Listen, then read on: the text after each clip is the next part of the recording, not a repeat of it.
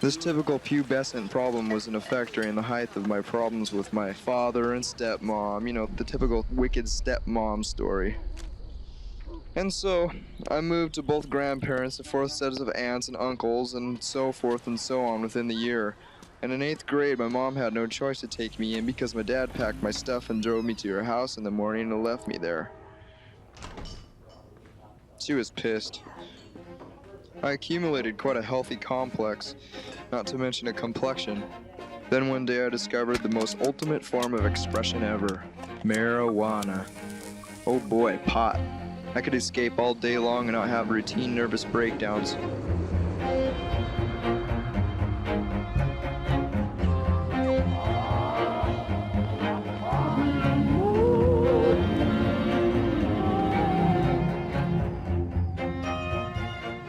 Trevor was a guy I hated but resorted to becoming friends with because he was the only person I could get pot from.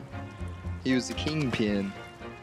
Trevor, Ace, John, and Darren, all white trash, low-life scum of the earth according to the jocks, had been going to this girl's house after school and they invited me. We got to the door and a very fat girl let us in. It wasn't obvious to me for over an hour that this girl seemed kind of quiet until one of the guys pointed out that she was in a special ed class. I'm sure a lot of kids would call her a retard and some just slow, and at the time and still to this day I would call her quiet and illiterate, but not retarded. The object of the guys who had been going there for the past month was to steal booze from the downstairs basement den of her house. While others distracted her, one would go down and take a fifth, and then exit out the downstairs. So we did this routine every other day and got away with it for about a month. And during that month happened to be the epitome of my mental abuse from my mother. It turned out that pot didn't help me escape my troubles too well anymore, and I was actually enjoying doing rebellious things like stealing booze and busting store windows, and nothing ever mattered. I decided within the next month I'll not sit on my roof and think about jumping, but I'll actually kill myself. And I wasn't going out of this world without actually knowing what it was like to get laid. So one day after school, I went to the girl's house alone and invited myself in, and she offered me some Twinkies, and I sat on her lap and I said, "Let's fuck." And I touched her tits and she went into her bedroom and got undressed in front of me. And I watched and realized that it was actually happening. So I tried to fuck her but didn't know how and asked her if she had ever done this before, and she said a lot of times, mainly with her cousin.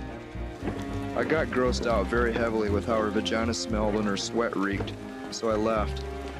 My conscience grew to where I couldn't go to school for a week, and when I went back I got in-house suspension for skipping, and that day the girl's father came in screaming and accusing someone of taking advantage of his daughter. And so during lunch the rumor started, and by the next day everyone was waiting for me to yell and cuss and spit at me, calling me the retard fucker. I couldn't handle the ridicule, so I got high and drunk and walked down to the train tracks and laid down and put 2 big pieces of cement on my chest and legs, and I waited for the 11 o'clock train. And the train came closer and closer and closer, and it went on the next track besides me instead of over me. The tension from school had an effect on me, and the train scared me enough to try to rehabilitate myself, and my lifting weights and mathematics seemed to be improving, so I became less manically depressed, but still never had any friends because I hated everyone, for they were so phony.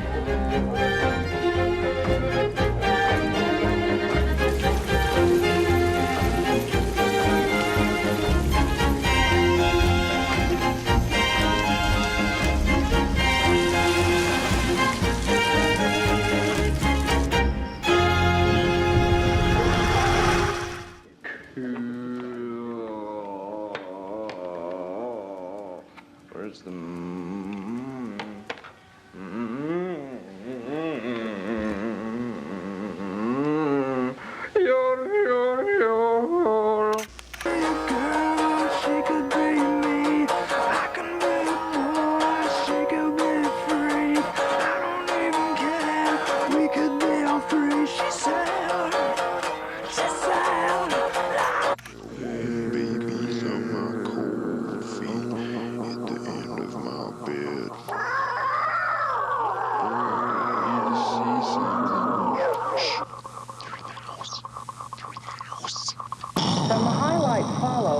we warn that viewers may find parts of the footage disturbing. The object of the exercise is to observe the monster for as long as possible.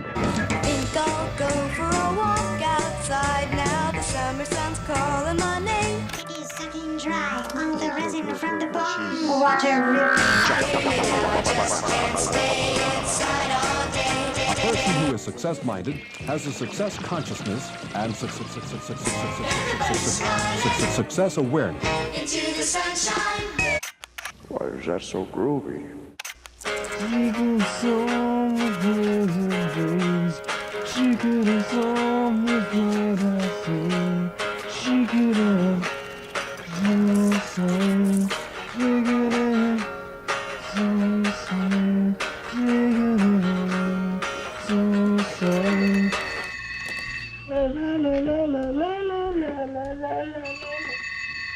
Hello? No, she's not. She went to work. All right.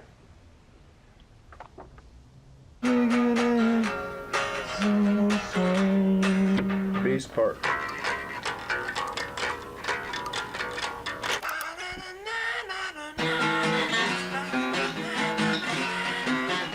You get changed, man.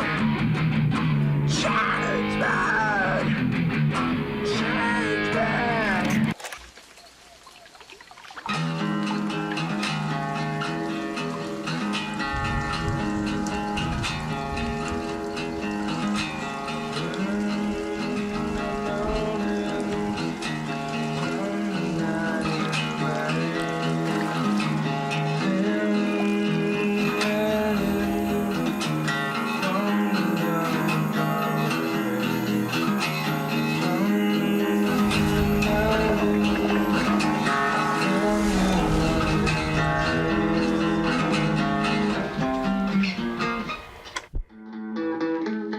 Kurt Cobain's here. You know, Kurt Cobain from Aberdeen.